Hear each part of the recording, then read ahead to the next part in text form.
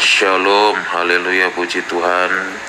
Pendengar YouTube yang diberkati oleh Tuhan, pendengar YouTube yang berbahagia, pada malam hari ini saya bersyukur kepada Tuhan sehingga pada malam hari ini saya bisa menyampaikan kebenaran firman Tuhan dengan judul keselamatan ditinjau dari segi Al-Quran dan Alkitab. Saudaraku yang dikasih dalam Tuhan, sebelum saya menyampaikan firman Tuhan, saya akan perkenalkan terlebih dahulu nama saya. Nama saya Pendeta Yosua Muhammad Yasin. Mungkin saudara heran kenapa kok pendeta ada yang namanya Muhammad Yasin dan pakai kata Yosua. Saudaraku yang dikasih dalam Tuhan, nama Yosua adalah nama baptisan saya ketika saya mengenal Yesus sebagai Tuhan Juru Selamat saya pribadi. Nama saya Yosua. Sebelum saya kenal Tuhan, nama saya Muhammad Yasin. Nama Muhammad Yasin adalah nama yang diberikan orang tua saya, karena keluarga saya keluarga Muslim yang taat beragama, keluarga Muslim yang taat luar biasa, tidak pernah meninggalkan sholat, tidak pernah meninggalkan puasa. Itu keluarga saya. Kenapa? Karena keluarga saya terdiri dari tokoh agama Islam. Bahkan saya pernah mengajar madrasah di Madrasah Ibtidaiyah Hidayatul Atfal Kampung Kelapa, Citayam, tempat paman saya ngajar di situ. Bahkan paman saya itu seorang tokoh agama Islam, dia punya madrasah, saya ngajar di situ, saudara. Saya katakan dalam hati saya itu nggak ada niat tujuan untuk jadi hamba Tuhan, nggak ada. Kenapa? Karena saya berpikir orang Kristen itu haram, orang Kristen itu najis. Saya menganggap orang Kristen itu tidak sempurna, karena adalah saya benci dengan kekristenan pada saat itu, saudara. Nah, yang membuat saya benci orang Kristen adalah apa? Al-Quran mengatakan, Inna dina indallahi Islam, sesungguhnya agama yang paling sempurna di sisi Allah yaitu agama Islam.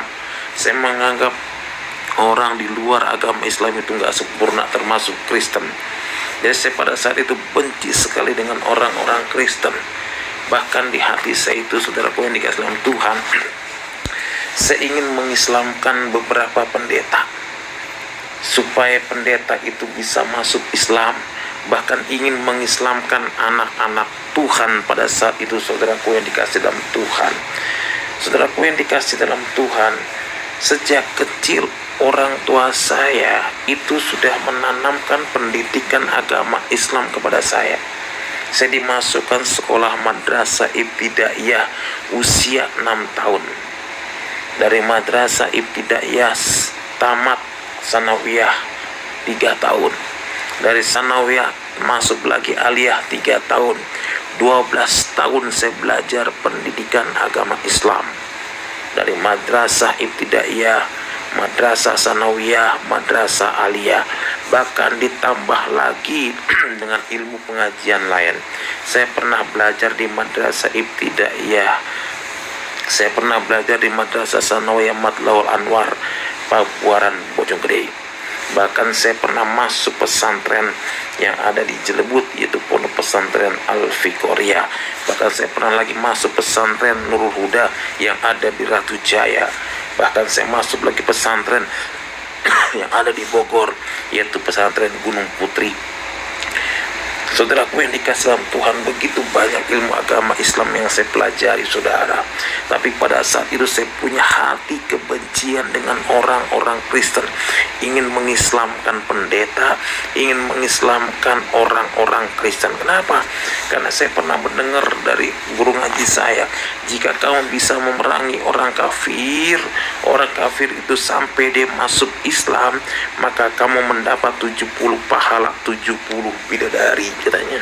Itu menurut guru ngaji saya. Dan akhirnya apa? Saya berpikir bagaimana caranya supaya ada orang Kristen yang masuk Islam oleh saya. Saya berusaha pada saat itu. Saya datengin pendeta. Kenapa saya cari pendeta? Karena pendeta itu kan jemaatnya banyak. Kalau pendetanya masuk Islam, saudara, minimal saya berpikir pengikutnya akan masuk Islam. Nah, sekarang satu orang aja masuk Islam itu 70 pahala 70 bidadari. Nah, kalau sampai satu gereja masuk Islam, saya punya berapa bidadari kira-kira, saudara? Nah, disitulah pada saat itu saya berusaha ingin mengislamkan pendeta. Bahkan saya benci yang namanya kekristenan. Bahkan sampai saya pernah membakar Alkitab Injil, saudara. Saudaraku yang dikasih dalam Tuhan, saya katakan saudara, ketika saya tidak berhasil mengislamkan pendeta, itu ada di hati saya hati jahat yang luar biasa. Apa yang saya lakukan? Saya bakar 3 buah gereja. Mungkin saudara pernah dengar gereja Kampung Leo Depok, itu saya yang bakar. Mungkin saudara pernah dengar gereja GPDI yang ada di Citayam, Pendeta Edi Tengkano, itu saya yang bakar. Bahkan gereja Bojonggede pun itu saya yang bakar, saudara. 3 buah gereja saya bakar bersama dengan rekan-rekan saya, bersama dengan santri-santri saya. Kenapa saya bakar gereja? Mungkin dengan adanya saya membakar gereja, akan ada orang Kristen untuk masuk Islam, menyerahkan diri, mengucap 2 kalimat syahadat. Saya tunggu 1 hari, 1 minggu, sampai 1 bulan, enggak ada orang Kristen yang datang menyerahkan diri kepada saya. Dari apa? Saya survei gereja yang saya bakar, saudara. Ternyata apa? Ketika saya survei gereja yang saya bakar, saudaraku yang dikasih dalam Tuhan, itu orang Kristen pada nyanyi-nyanyi di gereja yang dibakar. Saya berpikir orang Kristen ini, maaf kata saudara, orang Kristen ini aneh, saya bilang. Kok gereja dibakar, mereka nyanyi-nyanyi, senang-senang. Ternyata apa? Mungkin mereka di balik pujian, di balik nyanyian itu mereka berdoa, Tuhan, Engkau jamah hati orang yang membakar gereja. Dan inilah saya, salah satu korban doa saudara. Berkat doa saudara, puji Tuhan, saya bisa menjadi seorang hamba Tuhan yang dulunya saya keras, yang dulunya saya membenci Kristus, yang sekarang puji Tuhan menjadi pelayan Tuhan, saudara.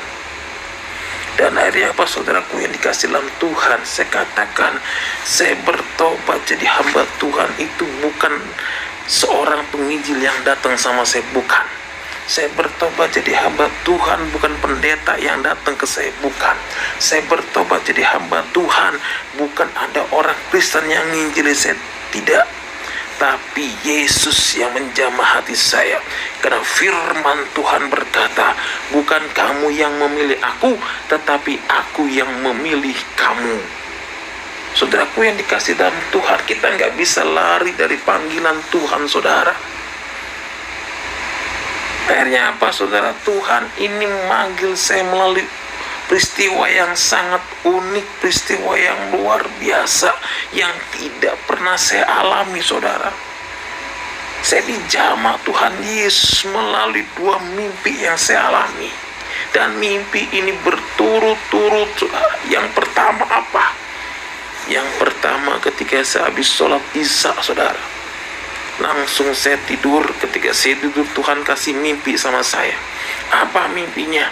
Di dalam mimpi tersebut ada cahaya sinar yang menerangi tubuh saya, dan cahaya itu mengeluarkan suara yang sangat lembut. Dia berkata, akulah jalan, kebenaran, dan hidup. Tidak ada seorang pun yang datang kepada Bapa kalau tidak melalui aku. Saya nggak pernah mendengar ayat ini. Ini mimpi yang saya alami, saudara. Akhirnya saya terbangun dalam tidur saya. Ketika saya terbangun dalam tidur, saya seolah-olah ini mimpi nyata. Karena sekujur tubuh saya penuh dengan keringat, saudaraku yang dikasih dalam Tuhan. Dan akhirnya saya masuk ke kamar mandi, saya ngambil air sembahyang, saya sholat. Habis sholat pas jam 4 saya mau bangun sholat subuh. Ayat yang saya mimpikan ini terngiang-ngiang di telinga saya, selalu teringat terus oleh saya. Ngajar ngaji saya teringat ayat mimpi itu. Mau jadi imam saya teringat mimpi itu. Terus saya dihantui oleh mimpi itu. Bahkan 3 kali berturut-turut mimpi itu selalu menghantui saya. Dan akhirnya saya coba-coba bertanya kepada paman saya, seorang kiai. Saya bilang, paman, saya mau tanya sama paman. Tanya apa, Yasin? Silakan.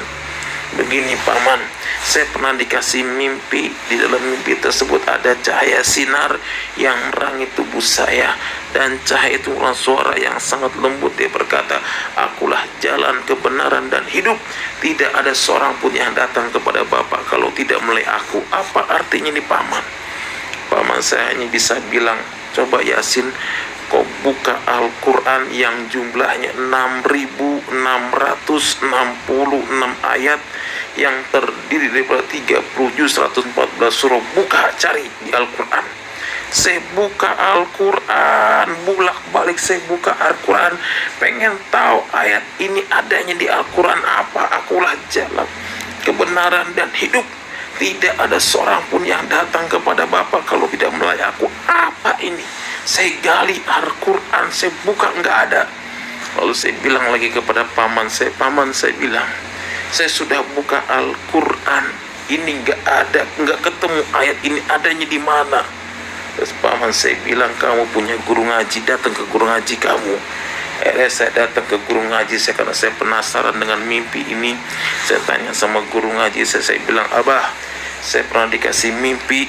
Di dalam mimpi tersebut ada cahaya sinar yang menerangi tubuh saya, dan cahaya itu merupakan suara yang sangat lembut. Dia berkata, akulah jalan kebenaran dan hidup, tidak ada seorang pun yang datang kepada Bapa kalau tidak melalui aku.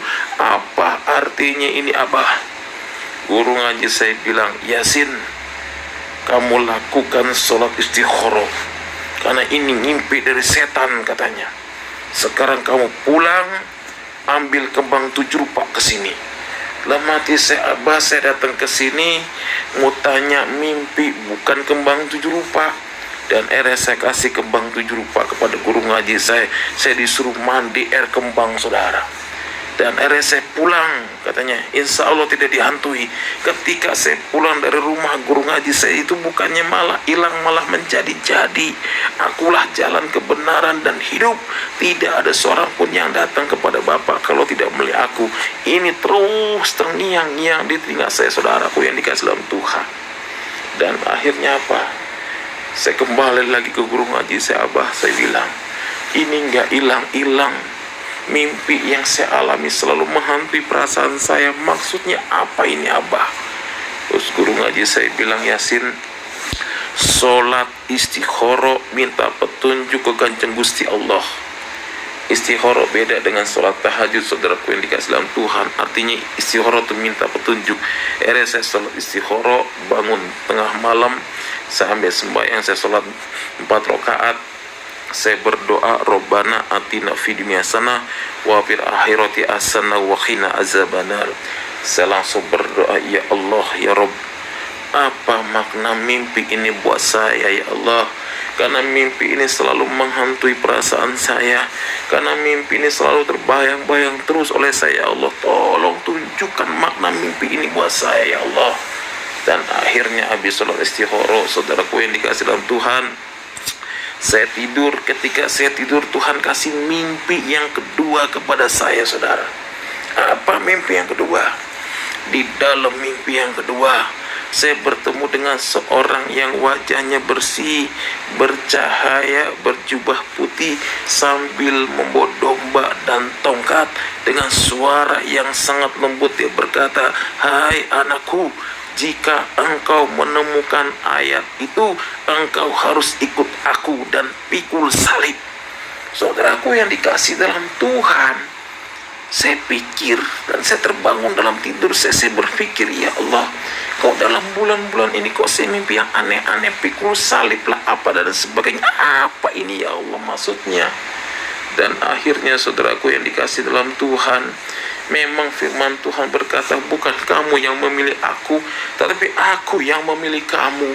Saudaraku yang dikasih dalam Tuhan, mimpi ini terjawab nyata dua-duanya oleh saya ketika saya mendapat undangan untuk menyampaikan ceramah agama Islam, saudara.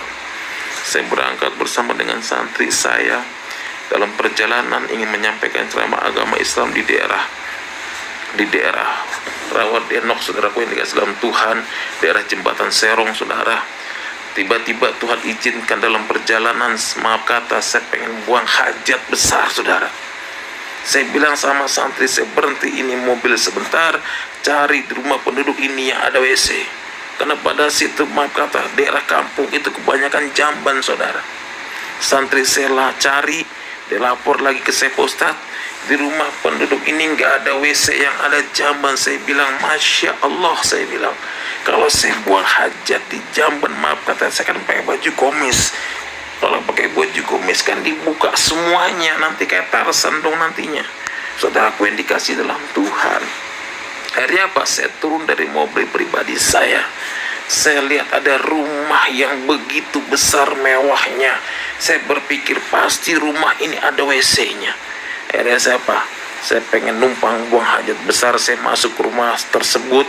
Saya ngucapin kalimat Assalamualaikum, Assalamualaikum, Assalamualaikum 3 kali. Saya ngucapin kalimat Assalamualaikum, nggak dijawab. Ini saking mulesnya perlu saya gedor-gedor pintu yang punya rumah. Yang punya rumah keluar, dia berkata, Pak, ada apa gedor-gedor rumah saya? Langsung saya bilang, mohon maaf Ibu, saya bilang, saya ini Ustadz guru agama Islam menyampaikan ceramah agama Islam. Di penduduk ini kebanyakan jamban, gak ada WC. Kalau Ibu punya WC, izinkanlah saya numpang buang hajat besar. Oh ada Pak, silakan masuk saja Pak. Saya mau buka sepatu, yang punya rumah bilang, berkata, Pak, jangan dibuka sepatunya Pak, rumah saya ini bukannya masjid, silakan Bapak masuk aja. Akhirnya apa? Saya masuk, ditunjukin kamar mandinya sebelah sana, dan akhirnya saya buang hajat besar, saudaraku yang dikasih dalam Tuhan. Saya buang hajat besar, saya pengen pamit kepada yang punya rumah. Itu ada pembantu lang ngepel, saya tanya, mana yang punya rumah tadi, Dek? Pembantu itu berkata, Pak, Ibu ada di ruangan tengah, silakan Bapak masuk aja ke ruangan tengah, enggak apa-apa. Enggak, saya pengen ngucapin kalimat terima kasih sama Ibu karena Ibu sudah mengizinkan saya untuk buang hajat besar di rumahnya. Mana Ibu, masuk aja Pak, enggak apa-apa, ke ruangan tengah. Saya masuk ke ruangan tengah, saudaraku yang dikasih dalam Tuhan, Ibu itu lagi baca koran. Saya pengen ngucapin kalimat terima kasih. Sebelum ucapan kalimat terima kasih itu keluar dari lidah bibir saya, saudaraku yang dikasih dalam Tuhan, saya melihat gambar yang sedang bawa domba dan tongkat. Saya kaget ketika melihat gambar itu, saya terkejut, saya bilang, ya Allah, ini kan gambar yang ada dalam mimpi saya, kenapa adanya di rumah ini? Saya nggak tahu kalau itu rumahnya orang Kristen. Kalau dia tahu di rumahnya orang Kristen, saya nggak jadi buah hajat besar, saudara. Itu saking saya bencinya dengan orang-orang Kristen. Dan akhirnya ibu itu berkata, Pak, ini gambar yang bawa domba dan tongkat ini adalah Tuhan Yesus, Tuhannya saya. Saya bilang, Masya Allah, saya salah masuk rumah. Memangnya kenapa Pak? Enggak apa-apa, saya salah masuk rumah. Saya pernah dikasih mimpi orang yang sedang bawa domba dan tongkat. Saya cerita kepada yang punya rumah itu, dan yang punya rumah itu rangkul saya, Pak, Tuhan berkati Bapak, Tuhan pakai Bapak. Saya pikir pakai apa, hanya Tuhan, saya bilang. Akhirnya apa? Saya pulang, saya tidak jadi menyampaikan ceramah agama Islam. Sepanjang perjalanan saya berdoa, ya Allah, jangan kau jadikan saya orang Kristen. Amit, amit saya jadi orang Kristen masuk neraka, saya bilang. Saudaraku yang dikasih dalam Tuhan, sampai di rumah saya sholat, saya mohon, ya Allah, jangan kau jadikan saya orang Kristen. Amin, amin, saya masuk Kristen, ya Allah. Dan akhirnya apa, saudaraku yang dikasih dalam Tuhan, singkat cerita, 1 bulan kemudian, habis sholat subuh, saya ada kerinduan hati pengen datang ke gereja, saudara. Kerinduan hati yang tidak bisa dibendung. Akhirnya saya cari gereja. Gereja yang pertama saya datang adalah gereja yang saya bakar di Citayam. Saya masih pakai sarung, saya duduk di belakang. Ketika saya duduk di belakang, saudara, ada lagu yang sangat menyentuh hati saya. Apa? Roh Kudus hadir di sini, mengalir di bait suci. Itu saya merinding, saudara. Selesai lagu itu dinyanyikan, pendeta naik ke atas mimbar, dan pendeta itu berkata kepada jemaatnya, mari sama-sama kita buka Alkitab kita. Apa yang dibuka? Akulah jalan, kebenaran, dan hidup. Tidak ada seorang pun yang datang kepada Bapa kalau tidak melalui aku.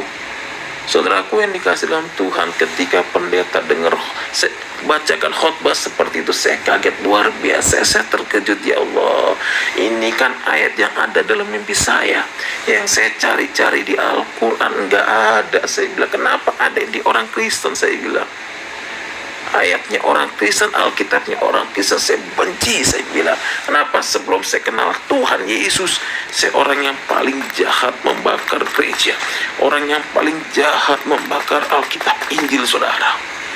Saudaraku yang dikasih dalam Tuhan, akhirnya apa? Selesai pendeta itu khotbah, pendeta berkata, saudaraku yang dikasih dalam Tuhan, saya mengundang saudara yang pertama kali hadir datang ke gereja ini, silakan maju ke depan. Karena saya merasa saya orang yang pertama kali datang ke gereja itu. Ada apa? Saya maju ke depan. Ketika saya maju ke depan, itu pendeta tumpang tangan, dia berdoa bersama dengan jemaatnya. Mari sama-sama kita tumpang tangan, kita berdoa buat anak Tuhan yang pertama kali ke gereja. Ketika saya ditumpangin tangan, itu pendeta nyanyi lagu yang luar biasa. Lagunya saya ingat betul, saudara. Mengalirlah kuasa Roh Kudus, mengalirlah di tempat ini. Ketika saya dengar lagu tersebut, saya menangis luar biasa. Ketika saya menangis, saya teringat membakar gereja. Ketika saya menangis, saya teringat membakar Alkitab. Ketika saya menangis, saya teringat ingin mengislamkan pendeta. Dan pendeta itu habis doakan saya, dia peluk saya, dia berkata, Pak, Tuhan berkati Bapak, Tuhan pakai Bapak. Saya teringat kalimat Tuhan pakai ketika saya buang hajat besar, saudara. Dan ketika saya di gereja, dan tiba-tiba ada omah-omah yang hampiri saya, Pak, Tuhan berkati Bapak, Tuhan pakai Bapak. 3 kali kalimat Tuhan pakai, saudara. Saudaraku yang dikasih dalam Tuhan, akhirnya habis dari gereja saya pulang, saudara. Ketika saya pulang, yang namanya guru agama Islam, saudaraku yang dikasih dalam Tuhan, saya cuci kaki saya dengan tanah 7 kali, air 7 kali, sabun 7 kali. Saya berdoa taubatan nasuha, ya Allah, saya nggak mau ke gereja lagi, karena gereja punyanya orang kafir. Saya bilang, saudaraku yang dikasih dalam Tuhan, karena firman Tuhan berkata, bukan kamu yang memilih aku, tetapi aku yang memilih kamu. Kita nggak bisa lari dari panggilan Tuhan, saudara. Saudaraku yang dikasih dalam Tuhan. Dan akhirnya selama 1 bulan penuh, saya datang ke gereja, saudara. Setiap minggu saya ke gereja sembunyi-sembunyi. Ada pepatah mengatakan, walaupun bangkai disembunyikan di mana, pasti bahunya akan kecium juga, saudara. Dan saudaraku yang dikasih dalam Tuhan, saya ketahuan ke gereja oleh keluarga saya, oleh paman saya. Ketika saya pulang dari gereja, disitulah terjadi malapetaka buat saya. Saya harus mengalami penganiayaan yang luar biasa. Saya harus diusir oleh keluarga, bahkan saya harus disiksa oleh keluarga saya. Saudaraku yang dikasih dalam Tuhan, saya disiksa, dicambuk oleh keluarga saya, dan diusir oleh keluarga saya, karena saya menerima Yesus sebagai Tuhan Juru Selamat saya pribadi. Firman Tuhan berkata, cari dulu kerajaan Allah dan kebenarannya, maka semua itu akan ditambahkan dan disempurnakan bagimu. Ketika saya diusir, saya sempat menjadi seorang gelandangan, tidur dari emperan ke emperan, dari toko ke toko saya alami. Bahkan saya ingat betul, kalau saya mau makan siang, ada yang namanya pendeta Dr. Suradi. Dia menampung para pemulung makan gratis. Saya datang ke situ makan bersama-sama dengan pemulung. Seorang guru agama Islam, saudara. Ketika dia terima Yesus, harus mengalami penderitaan yang luar biasa. Harus menjadi seorang gelandangan. Tapi kasih Tuhan yang begitu dahsyat, kasih Tuhan yang luar biasa, Tuhan tidak pernah membiarkan saya sampai tergeletak. Tuhan tidak pernah membiarkan saya sampai jatuh. Akhirnya luar biasa, Tuhan pertemukan saya dengan seorang ibu yang baik hati, yang saat ini menjadi ibu rohani saya, yaitu Ibu Els Rombot. Beliaulah ibu rohani saya yang mengangkat saya menjadi anak angkatnya, yang membimbing saya, yang membina saya bersama dengan hambanya Bapak Pendeta John Lumenta. Beliau adalah gembala sidang GPDI yang rendah hati, bahkan sekum yang luar biasa, saudara. Jabatan beliau sekum sekarang di GPDI. Beliau rendah hati, beliau yang membimbing saya, beliau yang mengarahkan saya sampai saya bisa menjadi hamba Tuhan, saudara. Bahkan saya disekolahkan oleh Tante Elas Rombong, sekolah pendeta, saudara. Saudaraku yang dikasih dalam Tuhan. Dan akhirnya Pak, saudara, ketika saya bertemu dengan Tante Elas Rombong, saya dibimbing dan dibina menjadi seorang hamba Tuhan. Bahkan Om John Lumenta yang membimbing saya dan membina saya menjadi seorang hamba Tuhan, seorang ustadz yang radikal, seorang ustadz yang membenci Kristen. Tuhan ubahkan saya menjadi seorang hamba Tuhan, menjadi penginjil yang luar biasa. Sekarang saya pelayanan ke pondok-pondok pesantren, saya pelayanan ke musola, bahkan ke orang-orang Islam. Saya tidak bisa tampilkan fotonya di sini, saudara. Kalau saudara ingin melihat pelayanan saya banyak foto-foto orang-orang Islam yang sudah saya baptis, saudara. Nanti saudara bisa minta WA saya, saudara. Saudaraku yang dikasih dalam Tuhan, itulah kesaksian saya sampai saat ini, saudara. Jadi saya menghimbau kepada bapak-bapak, ibu-ibu, saudaraku yang dikasih dalam Tuhan, jangan pernah meninggalkan Yesus sedetik pun. Jangan pernah meninggalkan Tuhan Yesus, saudara. Alangkah ruginya kalau saudara sampai meninggalkan Tuhan Yesus, saudara. Saudara, alangkah ruginya kalau saudara sampai meninggalkan Tuhan Yesus. Kadang-kadang pribadi saya menangis kalau setiap saya pelayanan ke daerah ada anak Tuhan yang meninggalkan Tuhan Yesus. Ada anak Tuhan yang meninggalkan Tuhan Yesus. Saya menangis, saudara. Saudaraku yang dikasih dalam Tuhan, tema saya pada saat ini, keselamatan ditinjau dari segi Al-Quran dan Alkitab. Kita akan membuka Alkitab kita dalam kitab Yohanes 14 ayat yang ke-6. Kita akan baca bersama-sama ayat ini, saudaraku yang dikasih dalam Tuhan. Kata Yesus kepadanya, "Akulah jalan, kebenaran, dan hidup. Tidak ada seorang pun yang datang kepada Bapa kalau tidak melalui aku." Saudaraku yang dikasih dalam Tuhan, keselamatan satu anugerah yang begitu besar. Keselamatan satu anugerah yang luar biasa yang Tuhan berikan dalam setiap pribadi anak-anak Tuhan. Jadi keselamatan hanya ada di dalam Yesus Kristus, saudara. Saya katakan, tanpa Yesus tidak ada keselamatan. Di luar Yesus tidak ada keselamatan. Tapi di dalam Yesus ada keselamatan yang kekal. Ada keselamatan yang luar biasa. Pegang keselamatan dengan baik. Pegang Yesus dengan baik, saudara. Kenapa? Karena Al-Quran sendiri, saudara, di dalam Al-Quran 43 Al-Zukhruf ayat 61 dengan tegas mengatakan, "Dan sesungguhnya Isa itu benar-benar memberikan pengetahuan tentang hari kiamat. Karena itu janganlah kamu ragu-ragu tentang kiamat itu, dan ikutilah aku. Inilah jalan yang lurus." Lihat, Al-Quran 43 Al-Zukhruf ayat 61 berkata, "Dan sesungguhnya Isa itu benar-benar memberikan pengetahuan tentang hari kiamat. Karena itu janganlah kamu ragu-ragu tentang kiamat itu, dan ikutilah aku. Inilah jalan yang lurus." Saudaraku yang dikasih dalam Tuhan, Al-Quran dengan tegas mengatakan, sesungguhnya Isa benar-benar memberikan pengetahuan tentang hari kiamat. Kalau Isa bisa memberikan pengetahuan tentang hari kiamat, yang menjadi pertanyaan, dia itu Tuhan, manusia apa nabi? Yang bisa memberikan pengetahuan hari kiamat hanya Tuhan. Jadi semata-mata Yesus itu adalah Tuhan. Ini sudah ada dalam Al-Quran 43 Al-Zukhruf ayat 61. Dan sesungguhnya Isa itu benar-benar memberikan pengetahuan tentang hari kiamat. Kalau dia bisa memberikan pengetahuan tentang hari kiamat, berarti kan dia maha tinggi. Dia Allah yang begitu dahsyat. Dia itu Tuhan, saudara. Makanya ketika saya dikasih mimpi seperti itu, saudara, bahwa jawabannya sudah ada di Al-Fatihah. Ihdinas siratal mustaqim.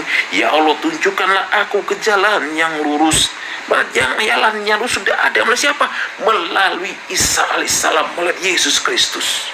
Makanya dalam Alkitab Yohanes 14 ayat 6 dikatakan, akulah jalan kebenaran dan hidup, saudara.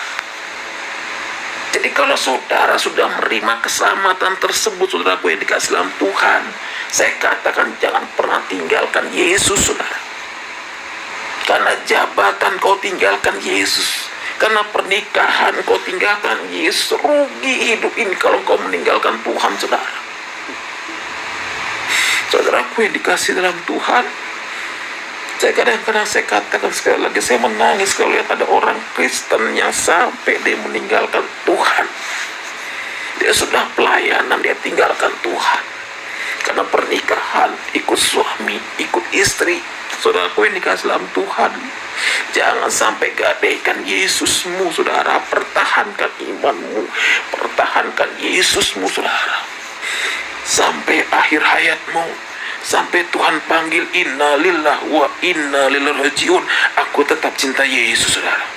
Saudaraku yang dikasih dalam Tuhan, jadi satu lagi ayat Al-Quran mengatakan, saudara, jadi hanya Yesus satu-satunya sang juru selamat. Saudaraku yang dikasih dalam Tuhan, jadi Al-Quran dalam 43 ayat 61 itu dengan tegas mengatakan, dan sesungguhnya Isa itu benar-benar memberikan pengetahuan tentang hari kiamat. Karena itu janganlah kamu ragu-ragu tentang kiamat itu, dan ikutilah aku, inilah jalan yang lurus. Kalau Isa sudah memberikan jalan yang lurus, berarti dia benar-benar Tuhan. Makanya bangga dalam pribadi saudara dan saya, engkau menerima Yesus sebagai Tuhan Juru Selamat pribadi. Saudaraku yang dikasih dalam Tuhan, ialah khotbah saya pada malam hari ini, khotbah yang singkat, saudara. Sehingga pada malam hari ini saudara yang mendengarkan khotbah saya di YouTube, saudara diberkati Tuhan luar biasa. Ada kelanjutan khotbah saya nanti, saudara. Saya akan membuka nanti khotbah saya yang kedua, yaitu kebenaran di atas kebenaran, saudaraku yang dikasih dalam Tuhan. Jadi pada malam hari ini saya akan berdoa buat saudara. Sekali lagi, jangan pernah tinggalkan Tuhan Yesus. Tetap pertahankan imanmu, tetap pertahankan Yesusmu. Mari tundukkan kepala, kita berdoa. Segala puji, hormat, kemuliaan hanya bagi nama Tuhan Yesus. Terima kasih atas pertolongan Tuhan, atas penyertaan Tuhan yang begitu dahsyat dan luar biasa. Pendengar YouTube, penonton YouTube yang Tuhan berkati, mereka yang sudah menyaksikan siaran hamba-Mu ini, Tuhan berkati mereka. Tanamkan iman yang kuat kepada mereka. Jangan sampai mereka meninggalkan Engkau. Apapun yang terjadi, apapun masalah mereka, apapun pergumulan mereka, mereka akan tetap setia akan Engkau. Berkati anak-anak Tuhan yang sudah mendengarkan YouTube, yang melihat YouTube pada malam hari ini, ya Tuhan. Terima kasih ya Bapa, dalam nama Tuhan Yesus. Haleluya, haleluya, amin.